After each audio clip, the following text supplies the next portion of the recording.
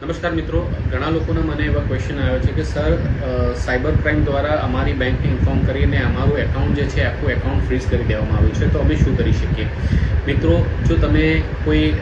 Cyber ફ્રોડની અંદર directly involve ન હોય અને કોઈ ગેમિંગ અથવા તો કોઈ ઓનલાઈન એક્ટિવિટી દરમિયાન કોઈ ટ્રાન્ઝેક્શન તમારા એકાઉન્ટમાં થયું છે અને એ એકાઉન્ટ થવાના કારણે તમારા વિરુદ્ધની અંદર કમ્પ્લેન ફાઇલ થઈ છે અને તમારું એકાઉન્ટ જે ફ્રીઝ થઈ ગયું છે, તો તમારે સર્વપ્રથમ તો બેંકની અંદર ઇન્ફોર્મ કરવાનું છે. બેંકમાંથી જોઈ અને ડિટેલ્સ લાવવાની છે, કોણે તમારા વિરુદ્ધમાં કમ્પ્લેન કરી છે, કમ્પ્લેનનું અમાઉન્ટ કેટલું છે,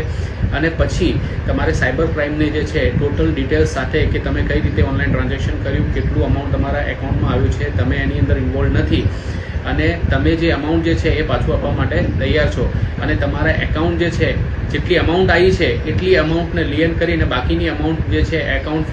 અનફ્રીઝ કરવા માટેની તમે રિક્વેસ્ટ સાથે એક રિપ્રેઝન્ટેશન સાયબર ક્રાઇમને કરી શકો છો. અને પછી સાયબર ક્રાઇમવાળા લગભગ તમારું જે એકાઉન્ટ છે એની અંદર લિયન અમાઉન્ટ કરી